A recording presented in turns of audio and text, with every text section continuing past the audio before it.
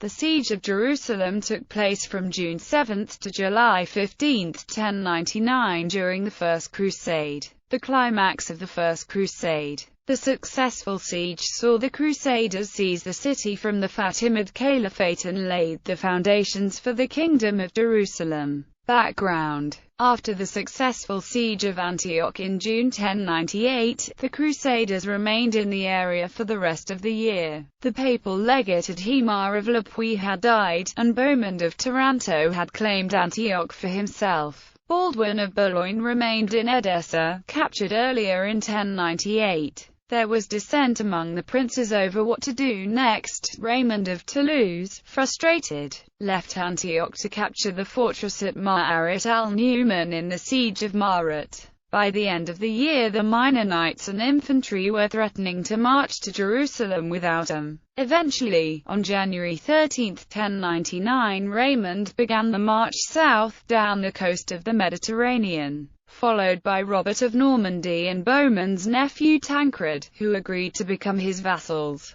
On their way, the Crusaders besieged Acre but failed to capture it and abandoned the siege on May 13. Fatimids had attempted to make peace, on the condition that the Crusaders not continue towards Jerusalem, but this was ignored. Iftikhar ad-Dawla, the Fatimid governor of Jerusalem, was aware of the Crusaders' intentions. Therefore, he expelled all of Jerusalem's Christian inhabitants. Further march towards Jerusalem met no resistance. Siege. On the 7th of June, the Crusaders reached Jerusalem, which had been recaptured from the Seljuks by the Fatimids only the year before. Many Crusaders wept upon seeing the city they had journeyed so long to reach. As with Antioch, the Crusaders put the city to a siege, in which the Crusaders themselves probably suffered more than the citizens of the city, due to the lack of food and water around Jerusalem. The city was well prepared for the siege, and the Fatimid governor Iftikhar ad-Dawla had expelled most of the Christians. Of the estimated 5,000 knights who took part in the Prince's Crusade, only about 1,500 remained, along with another 12,000 healthy foot soldiers.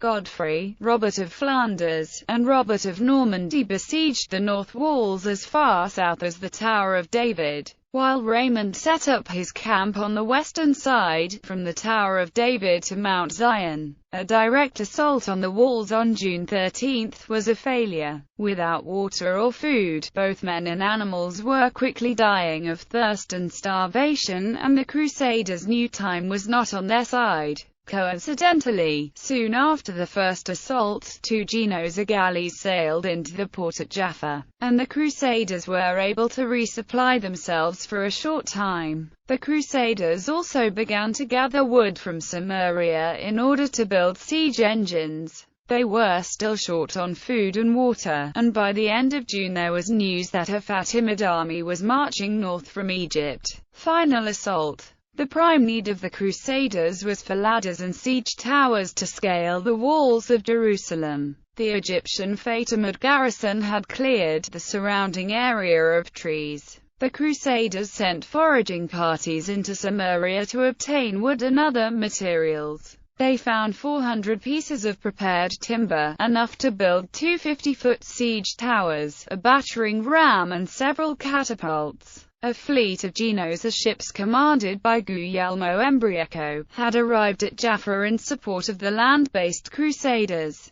These vessels were dismantled by the Genoese, providing wooden ropes suitable for siege equipment, notably additional siege towers. On the night of July 14, the Crusaders launched a two-pronged assault on the walls. One tower was to the south, the other to the northwest. The Muslims knew that if one siege tower breached the walls, Jerusalem would fall. The Muslims pelted the first siege tower with flaming arrows and pots of oil until it went up in flames. Now, only one siege tower was left to the northwest under the command of the revered Duke Godfrey. Godfrey's tower took 2 hours to reach the weak spot of the walls near the northeast corner gate. According to the Jester, 2 Flemish knights from Tournai named Letholder and Engelbert were the first to cross into the city, followed by Godfrey. his brother Eustace, Tancred, and their men. Raymond's tower was at first stopped by a ditch, but as the other crusaders had already entered, the Muslim guarding the gate retreated. Massacre. Although conquerors committing atrocities against the inhabitants of cities taken by storm after a siege was the norm in medieval warfare, the massacre of the inhabitants of Jerusalem likely exceeded even these standards. Many Muslims sought shelter in the Al-Aqsa Mosque, the Dome of the Rock, and the Temple Mount area generally. According to the Gesta Francorum, speaking only of the Temple Mount area, our men were killing and slaying even to the Temple of Solomon, where the slaughter was so great that our men waded in blood up to their ankles, according to Raymond of Aguilers. Also writing solely of the Temple Mount area. In the Temple and Porch of Solomon men rode in blood up to their knees and bridle reins. Writing about the Temple Mount area alone, Fulcher of Chartres, who was not an eyewitness to the Jerusalem siege because he had stayed with Baldwin in Edessa at the time, says, "In this temple 10,000 were killed. Indeed, if you had been there you would have seen our feet colored to our ankles with the blood of the slain. But what more shall I relate? None of them were left alive, neither women nor children were spared."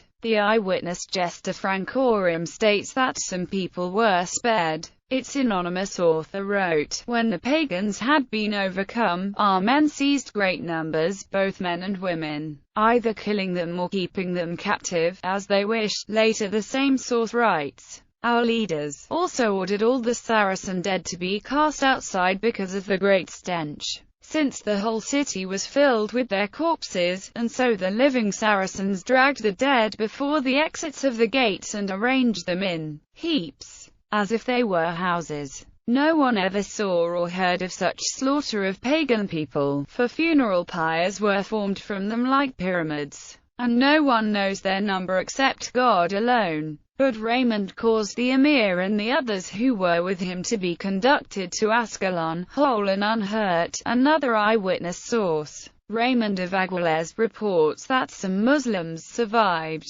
After recounting the slaughter on the Temple Mount, he reports of some who took refuge in the Tower of David, and, petitioning Count Raymond for protection, surrendered the tower into his hands. These Muslims left with the Fatimid governor for Ascalon. A version of this tradition is also known to the later Muslim historian Ibn al-Atiyah, who recounts that after the city was taken and pillaged, a band of Muslims barricaded themselves into the oratory of David and fought on for several days. They were granted their lives in return for surrendering. The Franks honored their word, and the group left by night for Ascalon. One Cairo Janiza letter also refers to some Jewish residents who left with the Fatimid governor. Tancred claimed the temple quarter for himself and offered protection to some of the Muslims there, but he was unable to prevent their deaths at the hands of his fellow crusaders. Although the crusaders killed many of the Muslim and Jewish residents, eyewitness accounts demonstrate that some Muslim and Jewish residents were allowed to live as long as they left Jerusalem. Jews had fought side by side with Muslim soldiers to defend the city, and as the Crusaders breached the outer walls, the Jews of the city retreated to their synagogue to prepare for death.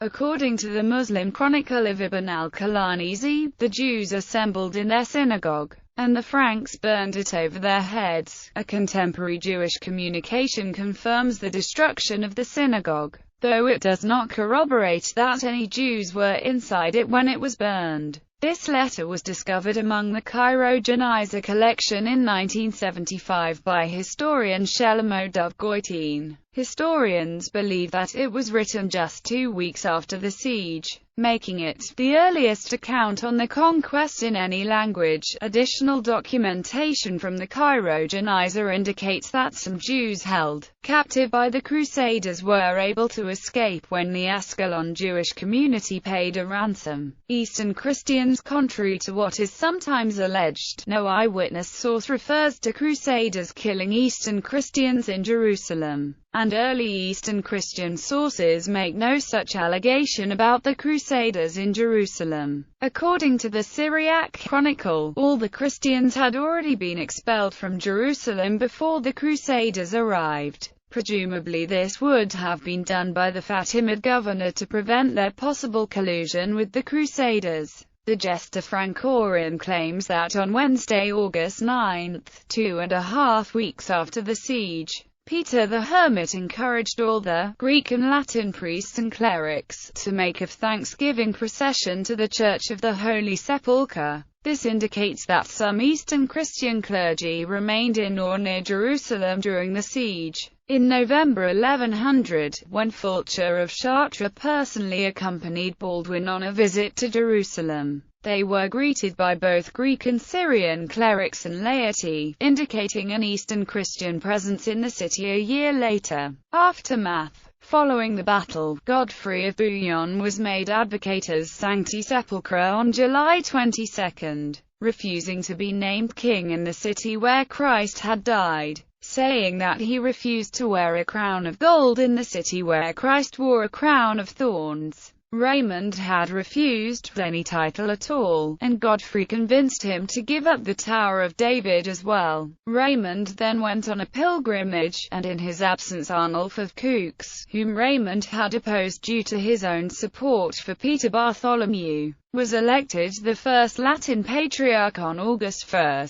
On August 5, Arnulf, after consulting the surviving inhabitants of the city, discovered the relic of the True Cross. On August 12, Godfrey led an army, with the True Cross carried in the vanguard, against the Fatimid army at the Battle of Ascalon. On August 12, the Crusaders were successful, but following the victory, the majority of them considered their crusading vows to have been fulfilled, and all but a few hundred knights returned home. Nevertheless, their victory paved the way for the establishment of the Crusader Kingdom of Jerusalem. The siege quickly became legendary, and in the 12th century it was the subject of the Chanson de Jerusalem, a major chanson de gesta in the Crusade cycle.